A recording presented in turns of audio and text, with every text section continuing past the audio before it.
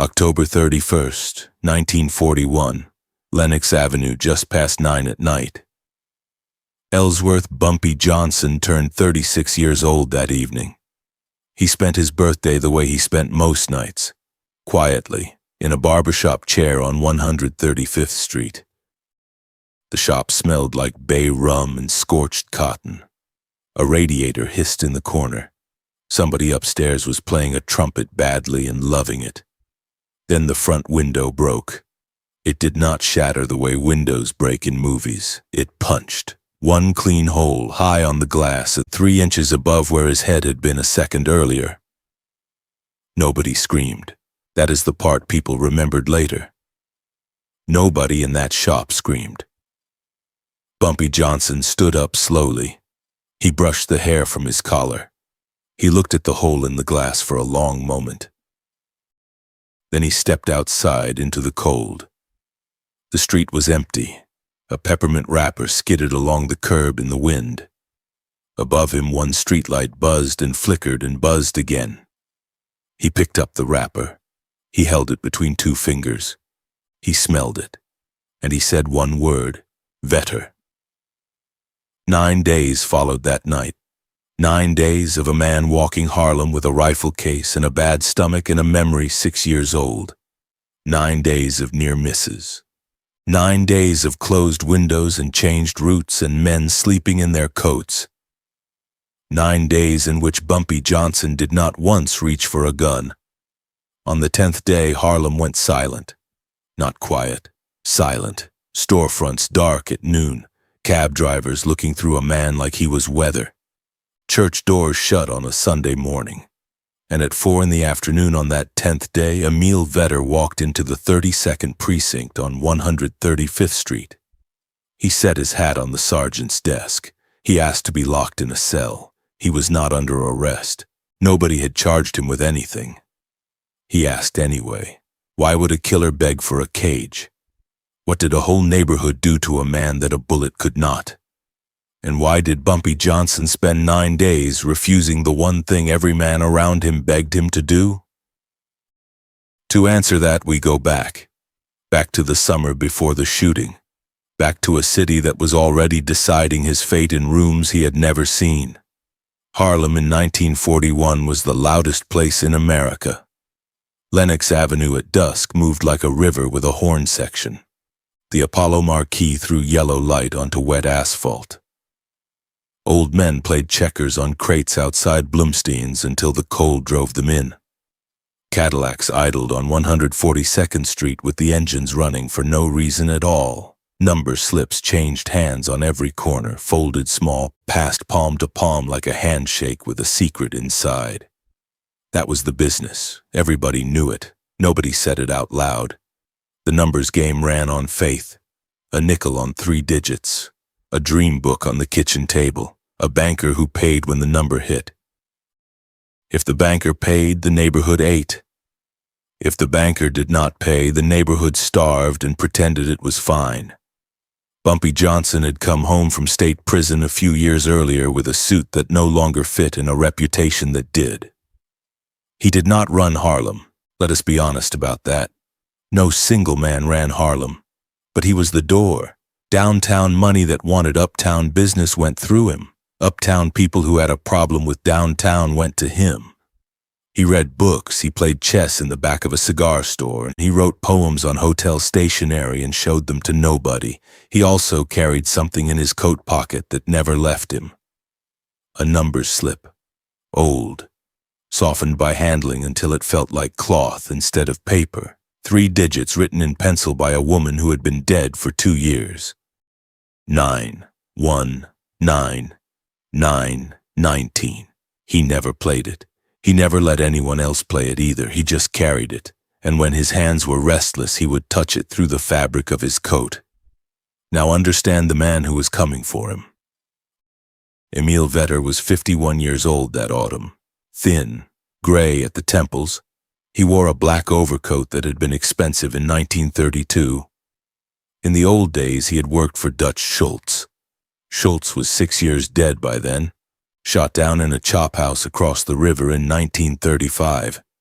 The Dutchman's empire had been carved up and swallowed before the funeral flowers wilted. But Vetter had been Schultz's best shooter, not the loudest, not the meanest, the best. He did not talk in bars and he did not threaten. He watched a man for a week and then the man was simply gone from the world. He had a ruined stomach from 3 years of bad prison food and worse, whiskey. So he ate peppermints all day, one after another. That was his tell. That was the only warning anyone ever got, and if you smelled peppermint in a hallway, you were already too late. Downtown they called him the Deacon because he dressed for funerals and always looked like he was about to say grace. And in the early 30s, during the numbers war, the Deacon had watched Harlem take something from his boss that Schultz never got back. The Dutchman had tried to seize the Harlem numbers by force. He had leaned on bankers. He had emptied their safes and threatened their families. A woman named Stephanie Street. Claire had refused to fold. Madame Queen, they called her. She kept her own books and her own pride and her own gun. And the young man who stood between her operation and the Dutchman's men had been Bumpy Johnson. That war ended when Schultz died. Everybody moved on. Everybody except Emil Vetter. Here is what nobody uptown knew that October. Vetter had not decided to come back on his own. Somebody had paid him. Somebody with an address on 7th Avenue and a pew near the front of a very good church. His name was Ambrose Dell. Dell was 44, a lawyer by training, a landlord by appetite. He held paper on 29 buildings between 129th Street and the Harlem River. He wore gray gloves in mild weather and had them cleaned twice a week. He gave money to the Urban League. He shook hands at the church door. His photograph appeared in the Amsterdam News twice a year, always smiling, always with a check in his hand. He was also quietly buying up numbers routes from bankers who could not make rent, buying them cheap, buying them scared. There was exactly one obstacle in his way, and that obstacle did not own a single building. He has no deeds, Dell said one evening in a paneled office with a fire going. He has no title, he has no bank. The man across from him said nothing. He has a reputation, Dell said. Reputations can be corrected. The man across from him was Detective Sergeant Charles Hoyt of the 32nd Precinct. 22 years on the job. A wet cigar always dying in the corner of his mouth. Hoyt had a particular gift. He knew exactly which laws could be used as a leash. He is on parole, Hoyt said. I am aware. Then you already know how this ends. Hoyt tapped ash into a saucer. He is not allowed near a firearm and not allowed near trouble. And if trouble comes to him, then trouble wins. Hoyt smiled. 1 gun in his hand, 1 witness who says he held it. That is 4 years upstate, maybe 7. Dell leaned back. The fire popped. So we do not need him dead, he said. You need him to reach, Hoyt said. Just once. Read that again if you are the kind of person who likes to know where a story is going. They did not hire a killer to kill Bumpy Johnson. They hired a killer to make him defend himself. The plan was elegant and cruel and almost perfect. Send a hunter. Let the hunter miss, let him miss close, let him miss again. Pride does the rest. Pride always does the rest. A man cannot be shot at in his own neighborhood in front of his own people and do nothing. That was the whole theory of the thing. You put a proud man in a corner and he reaches for iron. And the moment he reaches, the state takes him away for you and you never have to get blood on your gray gloves. 9 days. That was Vetter's price and Vetter's promise.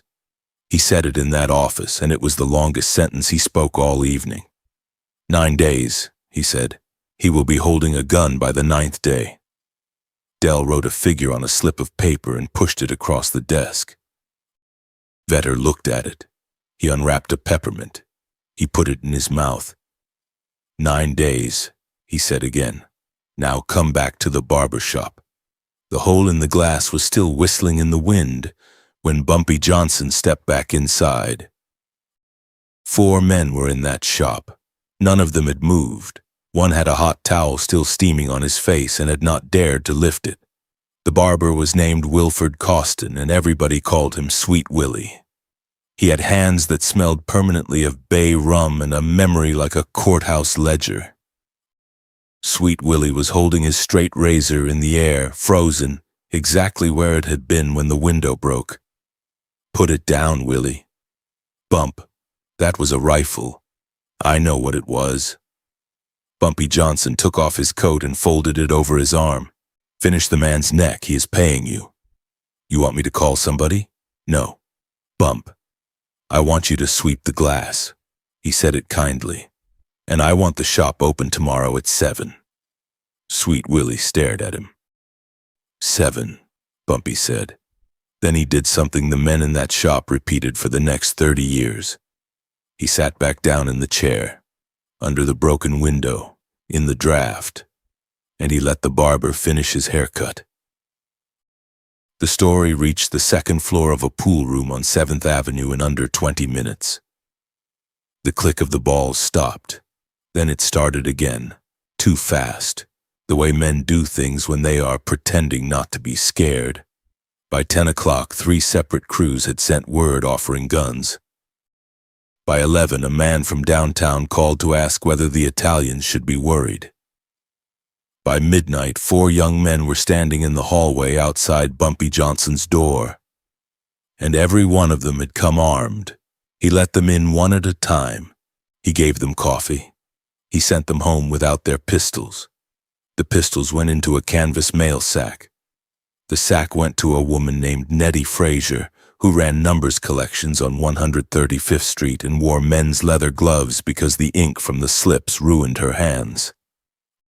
Nettie had never carried a weapon in her life and did not intend to start. "You want me to hold this?" she said. "Me? You have the only place nobody searches.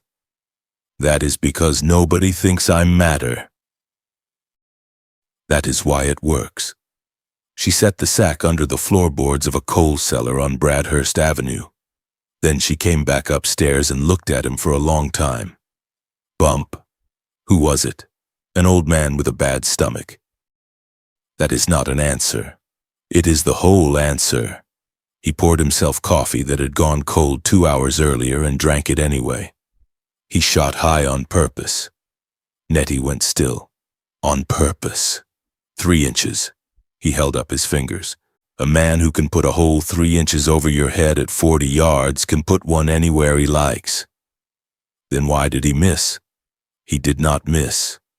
And there it was, the first thing that made the whole night change shape. And he was not being hunted, he was being invited. The trigger for what happened next was a smell. Around 2 in the morning, he walked north with his coat collar up, past the shuttered fruit stands and the last cab on the corner.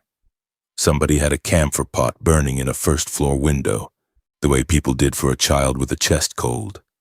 That thick medicine smell hit him and his feet stopped moving on their own. Because he was 11 years old again, and it was Charleston, South Carolina, and his mother was packing a valise in the dark. The house had 4 rooms and a tin roof that sang when it rained. His father was a barber. His mother took in sewing and knew exactly how much everything cost, down to the thread. His brother Willie was 19 that year. There had been trouble in town. A white man had died. Willie's name was in every mouth on the street within an hour. Nobody in that house believed Willie had gone looking for it. Nobody in that house believed it would matter. His mother rubbed camphor on the boy's chest because he had a cough, and she did it while she was crying, and she never once let the crying into her hands. Her hands were steady. Her hands were always steady. His father sat at the kitchen table with a razor in front of him, not for shaving, just sitting there closed on the oilcloth. Young Ellsworth watched him look at that razor for a long time. "Papa, go to bed. Are you going to town?" His father did not answer. Outside, a dog was barking, and there were men's voices 2 streets over and the sound of a truck slowing down and speeding up again. His mother came and stood behind his father's chair. She put one hand on his shoulder. She did not say a word.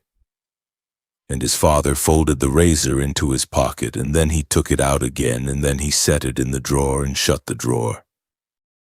"Not tonight," he said. The boy did not understand. He was 11 and full of fire, and he did not understand at all. "They come to our house," he said. "They said Willie's name in front of Mama. I know what they said."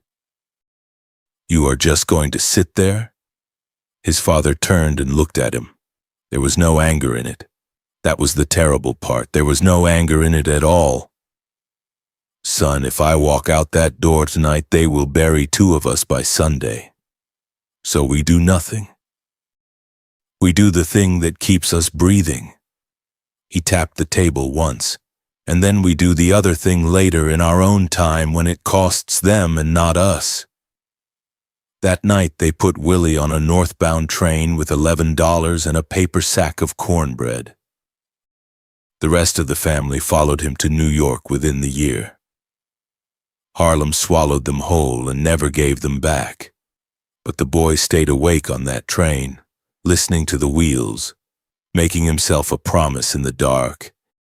He promised himself he would never be a man who had to sit at a table looking at a closed razor. He would be the man who owned the table.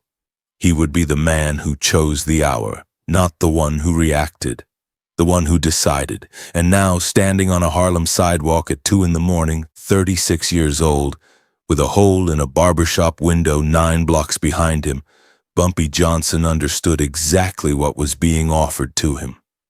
Somebody wanted him to react. Somebody had built an entire machine out of his pride. He walked the rest of the way home. He hung up his coat. He took the soft old number slip out of the pocket and set it on the dresser where he could see it. 9. 1. 9. Then he sat in the dark until the radiator started clanking at 4:30, and by the time the sun came up, he had a plan that would take 9 days. Day 2. Sweet Willie's shop opened at 7. The window had cardboard taped over the hole, and the shop was freezing, and the shop was open. At 9:15, a Buick with 2 men in it rolled slowly past the front door. At 9:40, it came back. Nettie Frazier's collectors found 4 dimes on the sidewalk outside her door, laid in a neat row. Nobody in Harlem thought that was luck. At 11, a boy came running up from 130th Street with a message from a shoeshine man. A white gentleman in a black overcoat had asked 3 questions. Where does Mr. Johnson eat? What time does he play chess? Which side of the street does he walk on? The shoeshine man had answered all 3. Wrong all 3 times. He gave him bad water, the boy said, proud of the phrase. Good. Mr. Johnson, my mama says you should stay inside. Your mama is a wise woman. He gave the boy $1. Tell her I said so. The boy's name was Tobias. Everybody called him Toby. He was 9 years old, missing a front tooth, and could outrun any grown man on 8th Avenue. Remember him. That afternoon, Bumpy Johnson did something that made his own people question his sanity. He went to lunch, not a back room, not a kitchen with a locked door. He walked into a restaurant with a plate glass front and sat where anyone on the sidewalk could see him. Junius Bell drove him there. Everybody called him Junie Bell, and he hummed church music under his breath when he was frightened, which meant that day he hummed the whole way. Bump. Turn off the engine. You sitting in the window? Yes. Then I am sitting with you. No. Bumpy Johnson looked at him. You are going to be seen leaving, slowly, alone. Junie Bell had a chipped front tooth that showed when he was upset. It showed then. You want him to think you got nobody. I want him to think I am careless. Careless men get buried. Careless men also get watched. He opened the car door. And a man who is watching is a man standing still. Understand what he was doing. It is the whole key to the 9 days. A hunter with a rifle needs 3 things. He needs a route, a window in time. If the target hides, the hunter learns nothing, waits, and grows patient. If the target runs, the hunter follows him into a place where nobody is watching the hunter. But if the target sits in a plate glass window on 7th Avenue in broad daylight, the hunter has to come to Harlem to look at him, and in Harlem every window has an ant in it. That was the trade Bumpy Johnson made on the second day. He gave up safety, he bought information. He ate a bowl of oxtail soup and drank 2 cups of black coffee and read the Amsterdam news from front to back. Nobody shot at him. But at 3 o'clock, a woman on the 4th floor across the street noticed a man in a doorway who did not smoke, did not read, and did not move for 50 minutes. She noticed something else, a small pile of paper wrappers at his feet. By 6 o'clock, Bumpy Johnson knew exactly what corner Emil Vetter had chosen. Day 3 brought the first bad news. The word came from Nettie. 2 of her collectors had been offered money to change employers, not by a gangster, by a rent office. "Dell's people," she said. "Which building?" "Does not matter which building, it is all his paper now." She pulled off one leather glove, finger by finger. "Bump. He bought the Talford route last month. Cash. He bought Cassie Pryor's book the month before."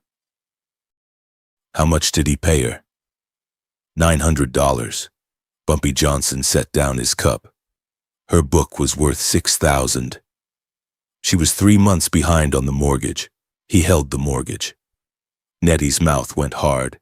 "That is not buying. That is drowning a woman and selling her the water." There was a long silence in that kitchen. A pot ticked on the stove. Outside, someone was beating a rug against a fire escape rail. "Ambrose Dell," he said slowly. "He sat 2 rows behind me at Abyssinian on Sunday." Nettie laughed with no humor in it. Gray gloves, singing every word. That was the 3rd day, and that was the moment the shape of the thing began to show. A shooter from the old Dutch Schultz crew had no reason to come back after 6 years for pride alone. Pride does not pay hotel bills. Somebody was funding him. Somebody local. Somebody with a reason to want the door to Harlem removed and replaced with a turnstile he owned. But knowing was not proving, and proving was not the same as surviving the week. Day 4 almost ended everything. It was raining, that thin, cold rain that gets under a hat brim. Bumpy Johnson came out of a cigar store on 142nd Street at 6 in the evening. He had played 11 moves of a chess game in the back and left the board sitting. Time slowed. He steps down onto the wet sidewalk. A trumpet is playing from a 2nd-floor window across the street. A woman with 2 grocery bags turns the corner ahead of him. The streetlight above him buzzes, catches, and comes on. The bulb throws light on the rain, and the rain looks like sparks falling. He hears one sound behind the trumpet, a small flat sound like a book dropped on a rug. Crack. The streetlight went out. Glass came down on his hat and his shoulders in a soft rattle. The woman screamed and dropped one bag, and oranges rolled into the gutter. Bumpy Johnson did not run. He crouched, picked up 2 oranges, and put them back in her bag. "You are all right," he told her. "Mister, somebody is shooting. Somebody is talking." He walked her to the doorway of a brownstone with iron railings and stood there until she was inside. "Go up. Lock it. Do not stand at the window." Then he stood alone in the dark on a street where the light had just been taken away from him, and he looked up at the roofline across the avenue. He was certain of it now. Vetter had shot out the streetlight over his head, not his hat, not his coat, the light. The message could not have been clearer if it had been printed in the paper. "I own the dark. I decide when you see and when you do not." Junie Bell was out of the car and beside him with his hand inside his jacket. "Give it to me," he was saying. "Bump, take it. Just for tonight." He was holding out a revolver wrapped in a handkerchief in the rain. And this was the moment. This was the exact moment Ambrose Dell had paid $900 and more to create. One gun, one hand, one witness. Detective Hoyt had a man on the corner of 141st Street that night. He would testify to it later. He had been told to be there at 6. Bumpy Johnson looked at the revolver in the handkerchief. He thought about a kitchen table in Charleston and a closed razor lying on oilcloth. "Put it away," he said. "You are going to die out here being clever." "Maybe." He shot the light out of the sky over your head. He did. Bumpy Johnson brushed glass off his shoulder. "And he wants me to buy a gun tomorrow, loudly, from somebody who will remember my face." Junie Bell's chipped tooth showed. He put the revolver away. "So what do? We fix the light." "What?" "Call the city in the morning, call them twice." He started walking. "And Junie, I want every man to leave his piece at home starting tonight. That is insane. That is discipline." He stopped. "If one of ours fires one shot in these 9 days, Dell wins, whether I pull the trigger or not." Junie Bell drove him home with both hands tight on the wheel, humming a hymn the whole way, off-key and unbroken. Day 5. Detective Sergeant Charles Hoyt came for him at 8 in the morning, which was a kind of theater in itself. They brought him into the 32nd precinct through the front door so the whole block could watch. The room smelled like wet wool and cold cigars. A steam pipe knocked somewhere in the wall. Hoyt sat across a scratched table and did not open the folder in front of him. 2 shots fired in 2 locations, both within 40 feet of you.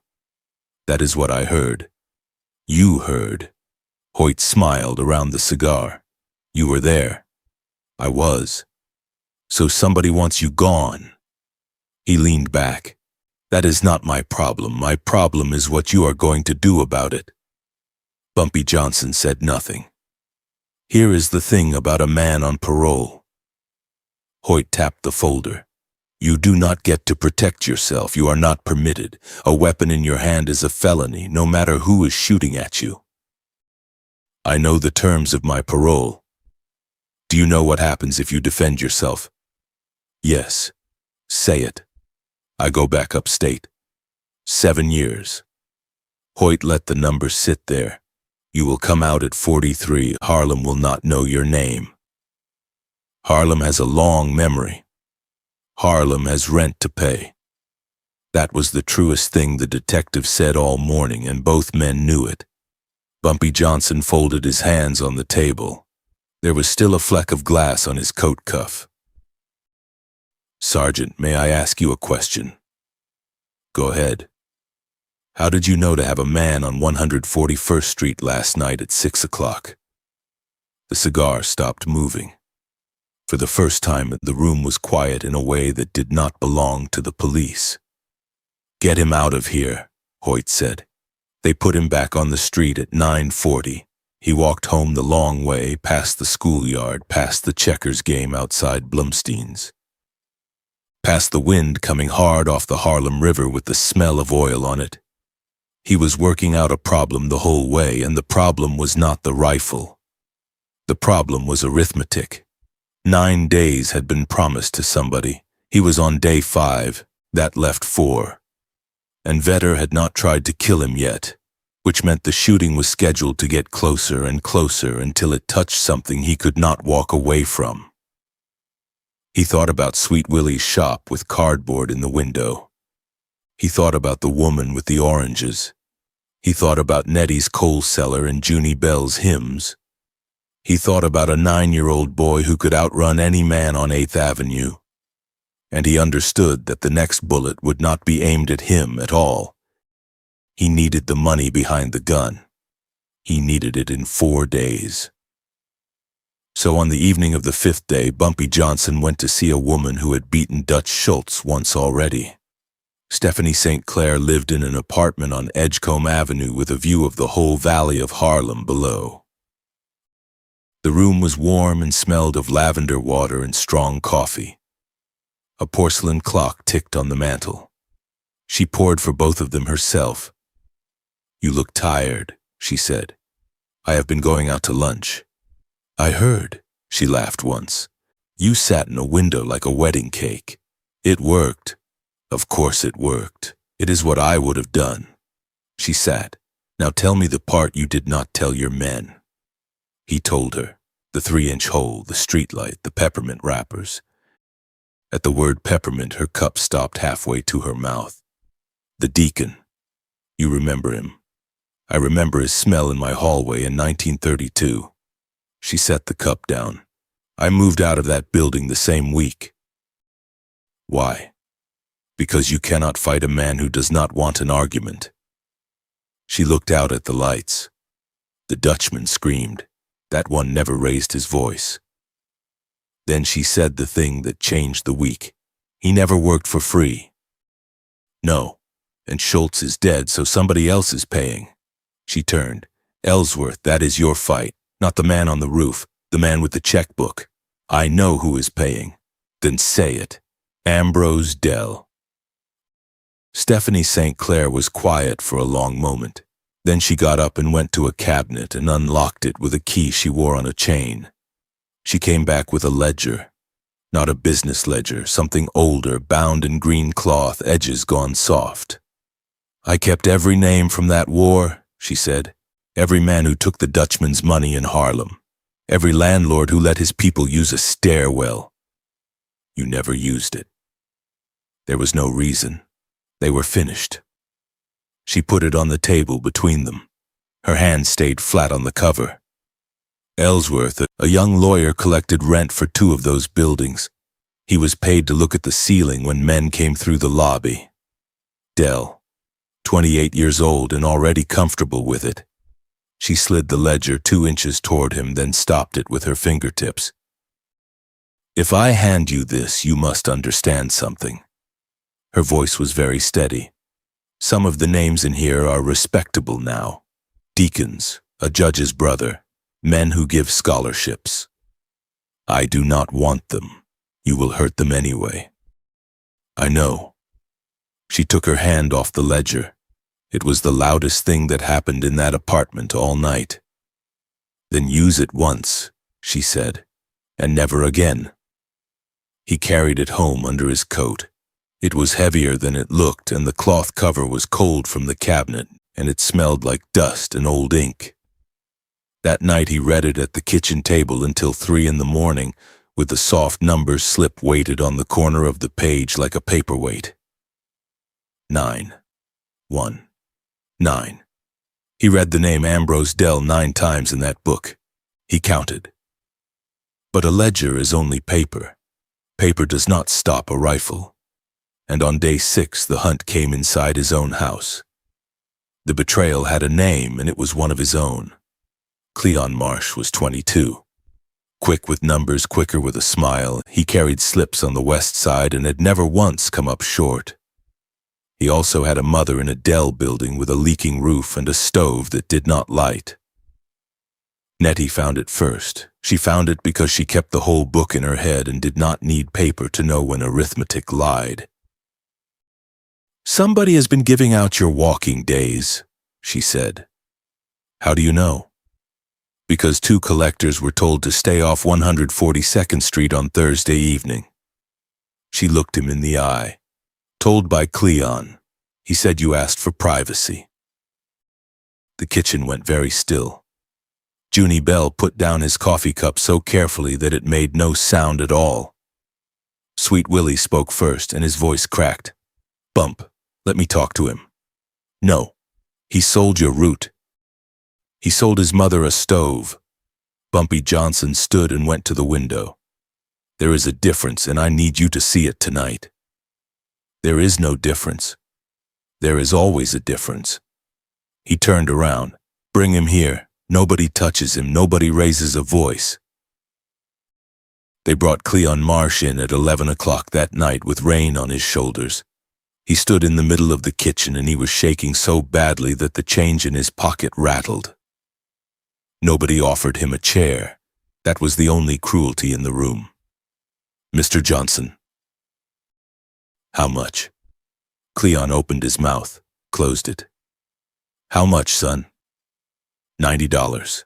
His voice broke on it. And they fixed the roof. They fixed it in 1 day, Mr. Johnson. 9 months, I asked them. Who paid you? A man from the rent office. Gray gloves. Not Dell himself. No, sir, but he was in the car. Bumpy Johnson nodded slowly. He pulled out a chair and turned it around. Sit down. Cleon sat. He was 22 years old and he looked 9. Now listen to me carefully because I am going to say this one time. Bumpy Johnson crouched to be at eye level with him. You are not going to be hurt tonight. Cleon started to cry. He tried not to. He did not manage it. Stop that, listen. His voice stayed low. You are going to keep working for them. Junie Bell made a sound of protest. Bumpy Johnson raised one finger and the sound stopped. You will tell them exactly what they ask. He paused. But from tomorrow I will tell you what to tell them. Cleon wiped his face with the back of his wrist. They will kill me. They will pay you. Bumpy stood up. And when this is finished, you will stand in a room full of people and say out loud what you did and who paid for it.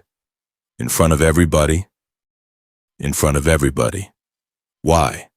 Because a man who confesses is a man who can be forgiven. He handed him a handkerchief. And a man who is forgiven cannot be blackmailed ever again. That was the 6th day. That was the midpoint of the 9. And that is where the story turns, because from that hour forward, Emil Vetter was being fed a schedule written by the man he was hunting. But the reversal cost something, and the cost arrived the next evening in a small apartment on St. Nicholas Avenue. His sister Mabel had lived in Harlem longer than he had. She was the reason the whole family came north in the first place. She had a front room with lace on the chair arms, a photograph of their mother on the wall, and a kettle that whistled flat. She poured tea he would not drink and sat down across from him with her hands in her lap. You have a hole in a barber shop window on 135th Street, she said. I do. And a broken streetlight on 142nd. You have been counting. Everybody is counting. She smoothed her skirt. The whole avenue is counting, Ellsworth. That is what frightens me. He drank the tea after all to have something to do with his hands. How long has it been? She asked. 7 days tomorrow. And how many days did the man promise? He looked up sharply. Who told you that? A woman who cleans an office on 7th Avenue. Mabel's chin lifted. She hears things while she empties the ashtrays. 9 days, Ellsworth, is that right? That is right. The kettle ticked as it cooled. Somewhere below, a radio played dance music too loudly and then got softer. I want to ask you something and I want a real answer. Ask. When Papa put that razor in the drawer. She stopped, started again. Do you know why he could do it? Because he was smarter than his anger. No. Her voice did not rise, but something underneath it did. Because Mama was standing behind him with her hand on his shoulder. Bumpy Johnson set the cup down. He had somebody who could reach him, Mabel said. That is all. He was not stronger than you. He was just not alone in the room. I am not alone. You have men who obey you. She shook her head. That is not the same thing, and you have known it for 20 years. He did not answer. The radio downstairs changed songs. I am not afraid you will be shot, she said finally. That is comforting.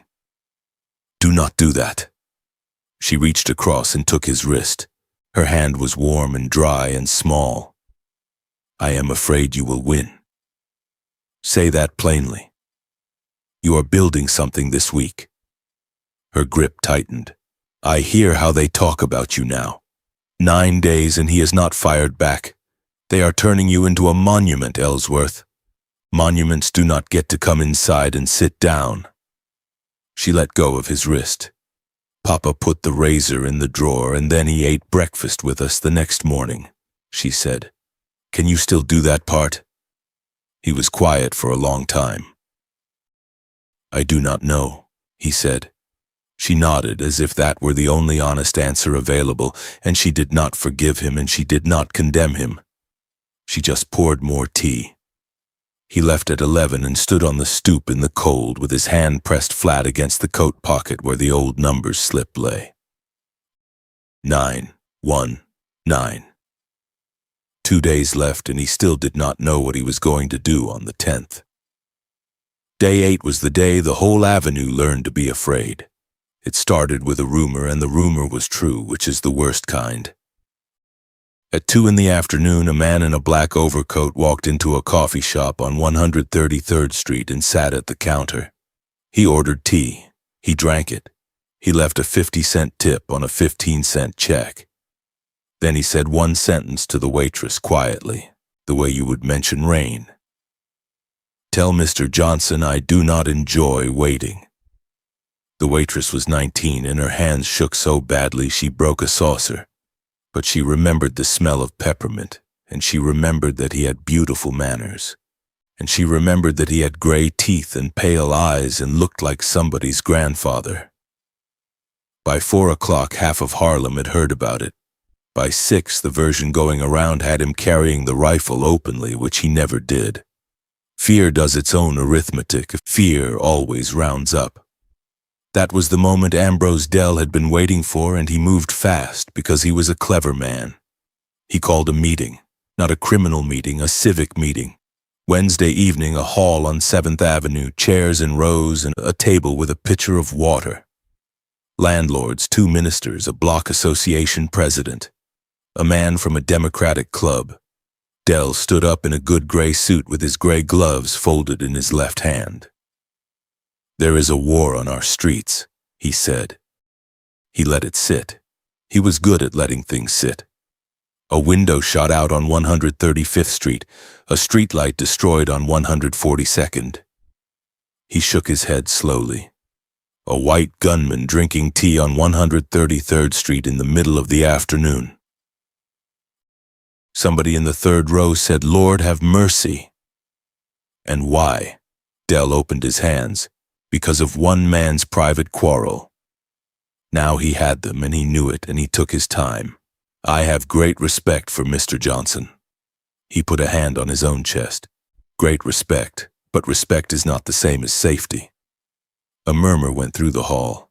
"Our children walk these blocks. Our mothers carry groceries down these blocks." His voice dropped, warm and sorrowful. How many nights must Harlem hold its breath for the pride of one man? It was a magnificent piece of work. It cost him nothing, and it turned the fear of Vetter's rifle into a bill delivered to Bumpy Johnson. Detective Sergeant Hoyt stood at the back of the hall with his hat in his hands, looking like a man doing his duty. And in the 4th row, a young collector named Cleon Marsh sat very still and memorized every word. He reported it all in a kitchen on 144th Street at 10 o'clock that night. Nobody spoke when he finished. The stove ticked. Wind pushed against the window frame and made a low sound in the sash. Junie Bell finally broke. "They are making you the sickness." "Yes. After 8 days of you not lifting a hand."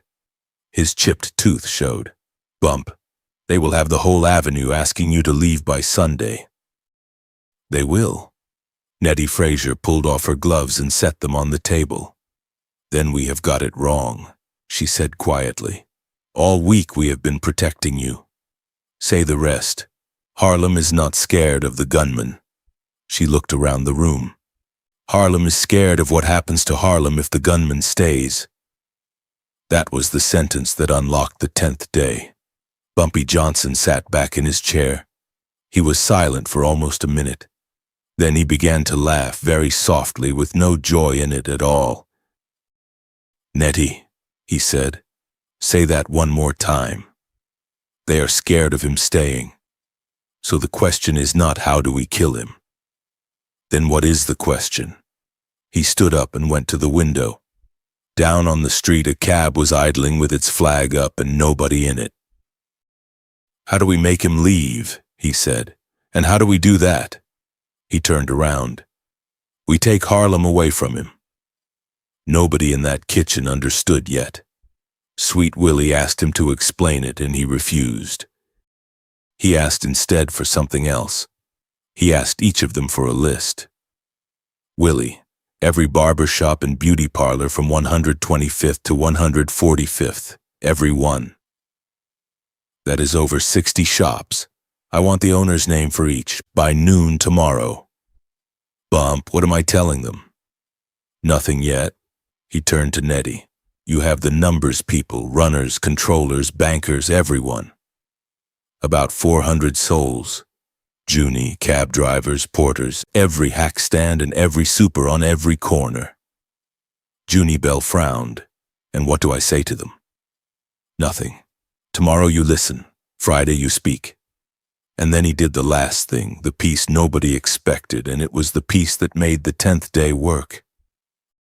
He went to see the ministers himself. Not one, 6. On foot in one day in the cold. He did not go through side doors. He sat in outer offices with his hat in his lap like a man waiting for a bank loan. 2 of them refused to see him. 1 prayed over him and told him to surrender to the law. The 4th was a young assistant pastor with ink on his fingers who listened to the whole thing without blinking.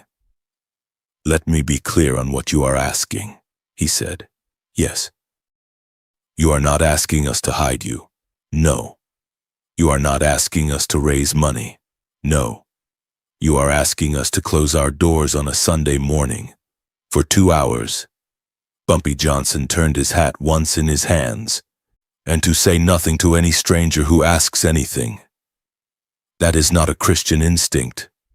I know it. The young man got up and walked to the window and looked down at the avenue for a long moment. Do you know what you are actually building, Mr. Johnson? Tell me. You are building a wall out of people. Yes. And walls come down on somebody. Bumpy Johnson stood and put on his hat. Reverend, there is a man walking these streets with a rifle case, and he has been here 9 days. He paused at the door. I can hand you a war on Sunday, or I can hand you a silence. Those are the only 2 things I have. The young pastor did not answer him that evening, but at 6 the next morning he was on the telephone, and by noon he had reached 11 churches. Day 9. The word moved through Harlem in the way real word moves. Not in a speech, not in a newspaper, it moved through chairs and counters and stairwells. A barber leaned in while he was trimming a neck and said 9 words. Then he said them to the next man in the chair. A numbers controller passed a slip that had no bet on it. Just a sentence in pencil. An elevator operator at a 7th Avenue office building told a porter, and the porter told a super, and the super told every tenant who came through the lobby. The 9 words were always the same. Nobody wrote a longer version. Nobody made a speech. Tomorrow nobody sees him, nobody serves him, nobody speaks. That was it. 9 words for 9 days. By 10 that night it had reached Sugar Hill and the Valley and the docks. It had reached the Renaissance Ballroom and the girls at the Apollo box office. It had reached men who did not like Bumpy Johnson. It had reached women who had never spoken his name without disapproval. They passed it anyway. Because the 9 words did not ask them to love him. The 9 words did not ask them to break a law or lift a hand or risk a bruise. The 9 words asked them to do nothing. And there is no power on earth like a neighborhood that has decided all at once to do nothing. At 11 o'clock on the 9th night, Ambrose Dell sat in his office with a fire going and a glass of good whiskey untouched at his elbow. Emil Vetter stood by the window with his coat still on. You said 9 days. I did. It is the 9th day. Dell's voice was smooth as ever, but there was a thread in it now. He has not touched a weapon, he has not fired a shot, he sits in windows eating soup. Vetter unwrapped a peppermint. The paper crackled. He is not a proud man, Vetter said. Every man is proud. No. Vetter put the mint in his mouth. Proud men move. He has not moved once. Dell got up and put both hands on the desk. Then finish it plainly. Tomorrow. In the street if you have to. That was not the contract. The contract has changed. The contract cannot change. Vetter turned from the window.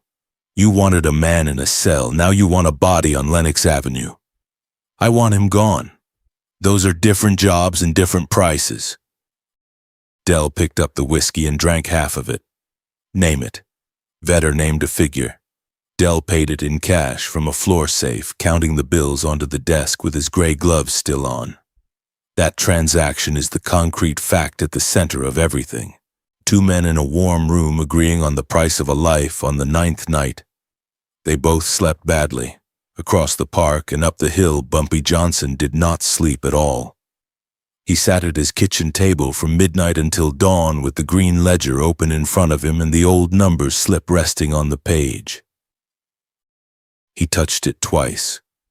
Paper worn to cloth. Pencil gone silver with age. 919. His mother had written that number on a Tuesday in 1939 and handed it to him and told him to hold it until it was ready. She had never played a number in her life before that day, and she never played one after. Not yet, she told him. You will know. She died before it came out. He had carried it for 2 years and 4 months. At 5 in the morning he closed the ledger. At 6 he shaved, and while he shaved he made 2 telephone calls, and both of them lasted under a minute. At 7 Sunday morning the 10th day began. It was cold and bright. Frost on the parked cars. The wind came up off the Harlem River and cut straight down the avenues. Emil Vetter left his hotel room at 8:40. He wore his black overcoat and carried a leather case that could hold a music stand or a rifle, and had never once held a music stand. He walked west and then north. The first strange thing happened at 8:51. He stopped at a newsstand at 129th Street to buy a paper. The old man behind the stack looked at him. Then the old man turned his back, picked up his stool, walked into the building behind him and shut the door. The papers were left there, unattended, free to anyone. Vetter stood with a nickel in his hand. He walked on. At 9:05 he entered a coffee shop on 132nd Street. It was 2/3 full. The griddle was hot. Someone's eggs were still cooking. The bell over the door rang. Every conversation in the room stopped at the same instant. Not gradually, not one table after another, all of it, at once. He stood in the doorway and 11 people looked at their plates. The cook turned off the gas. He wiped his hands on his apron. He walked through the swinging door into the back and did not come out. The waitress set down her coffee pot and went and stood at the far end of the counter with her back to the room. Vetter took a seat at the counter anyway. He waited 2 full minutes. He counted them on the wall clock. Nobody came. Then, one by one, the customers began to leave money by their plates and walk out. No hurry, no noise. A woman folded her napkin. A man put on his hat. The bell rang 11 times. The 11th time it rang, the room was empty except for one man in a black overcoat sitting at a counter with somebody else's eggs going cold 3 stools down. Time slowed. He sits in a room built for 40 people. A ceiling fan turns without any reason to turn. The coffee pot ticks as it cools on the burner. The bell over the door swings a ½ inch and stops. He can hear the frost melting off the front window. He can hear his own breathing. And from somewhere far up the avenue, faintly, a church bell begins to ring. Dong. Vetter went out onto Lenox Avenue and stood in the middle of the sidewalk and turned all the way around.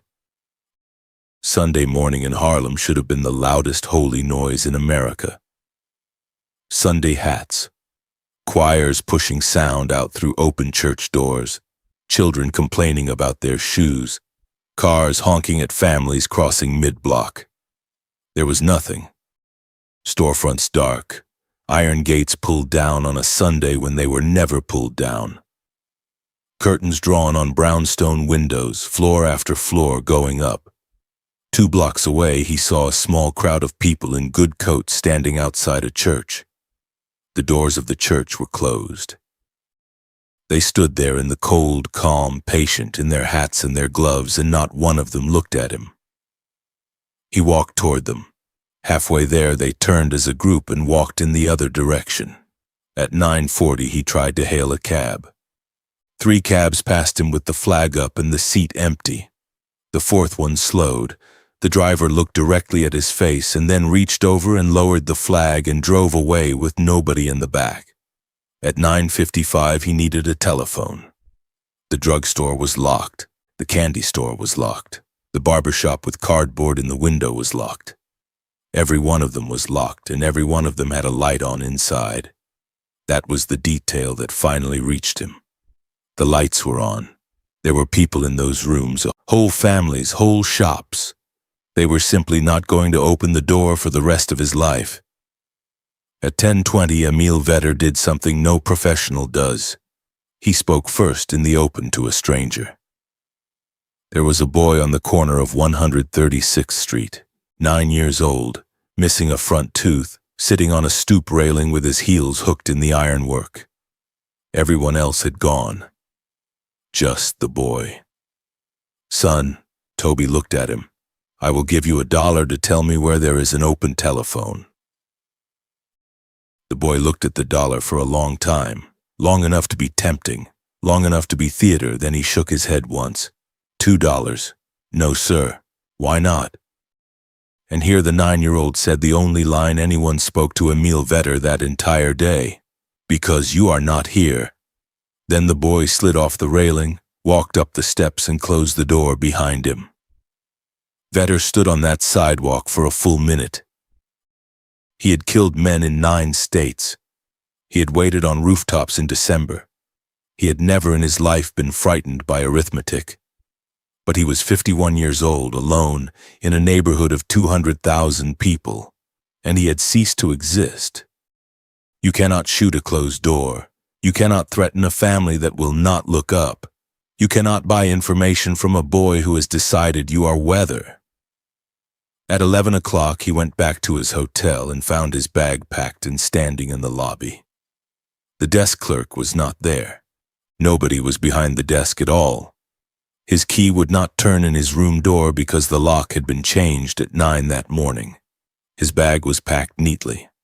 Somebody had folded his shirts with real care. On top of the folded shirts, tucked under the strap, was a small square of paper. Old paper, worn soft as cloth. 3 digits in silver pencil. 919. There was no note. There was no name. There was no threat. Vetter held it in his hand, and this is what broke him, because he was a professional and he understood immediately what it meant. It meant a man had been inside his room. It meant that man could have been standing behind the door at any hour of any of those 9 nights. It meant the whole week had been a courtesy. At 1 in the afternoon, he walked to the corner of 7th Avenue where a private car should have been waiting for him. The car did not come. Ambrose Dell was in Westchester at a dinner telling a table of people that he had always feared it would come to this. At 2 in the afternoon, Vetter tried to leave Harlem on foot going south and got as far as 125th Street. The Apollo Marquee was dark. On a Sunday afternoon with a show scheduled, the Marquee was dark. Every man on that corner watched him without watching him. Nobody moved toward him. Nobody said a word. He turned around and walked back north. That is the part nobody could ever fully explain, not even the men who were there. He turned around and walked back north, 15 blocks in the cold. At 4 o'clock, Emil Vetter walked into the 32nd precinct. He put his hat on the desk. He put the leather case on the floor and pushed it away from himself with his foot. The desk sergeant looked up. "Help you?" "I would like a cell." "You are going to have to do better than that." "I am carrying an unlicensed rifle." Vetter's voice was perfectly calm. "It is in that case. There are 9 rounds in my coat pocket." The sergeant stood up slowly. Any particular reason you are telling me this? And Emil Vetter said the sentence that traveled through Harlem faster than any gunshot ever had. Because in this precinct, somebody has to talk to me. They locked him up. He ate a jail supper of beans and bread, and he ate all of it. He gave a statement that ran 11 pages. He named the office on 7th Avenue. He named the amount paid on the 9th night. He named the floor safe and the gray gloves and the man who wore them. He named Detective Sergeant Charles Hoyt, and he described the arrangement about 141st Street at 6 o'clock, and he described it in enough detail that no district attorney could look away from it. He did not name Bumpy Johnson once. The reporter from the Amsterdam News got the story on Tuesday and printed it on Thursday. And Thursday was the day Ambrose Dell stopped existing in Harlem. Not violently. Nothing so simple as that. His tenants organized in 9 buildings. A committee formed. 2 ministers who had sat in his civic meeting sat instead in a courtroom gallery. The Green Ledger did the rest. It never went to a jury because it did not need to. Somebody read 4 pages of it aloud at a Democratic club on a Thursday night, and by Friday Dell's political friends could not remember his first name. His paper on the buildings was called in by the bank within 90 days. 2 of the properties went to a tenants' association for almost nothing.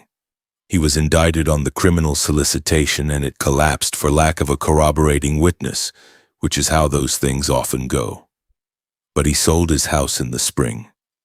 He moved to Baltimore in June. He never sat in that church again. He never collected another dollar of Harlem rent. His name came off 9 deeds and 1 letterhead and never went back on. Detective Sergeant Hoyt was transferred to a precinct in Queens where he finished 9 more months and retired without a ceremony. And Bumpy Johnson? He was never questioned. There was nothing to question him about. He had not fired a weapon. He had not touched a weapon. He had not sent a single man to a single rooftop. Over 10 days, the most dangerous shooter of the old Dutch Schultz organization had come to Harlem and been defeated by 60 barbers. 400 numbers runners, 11 churches, a hotel maid, and 1 9-year-old boy on a stoop. Emil Vetter served 2 years upstate on the weapons charge. He asked on his release to be let out through the back gate. He never came north of 96th Street again. Word came back years later that he told a story in a Newark bar about the quietest Sunday of his life. He said he had been shot at twice in his career and it never bothered him. He said what bothered him was a boy telling him he was not there. There is a photograph from that Sunday evening. It is not famous. It ran small on page 9.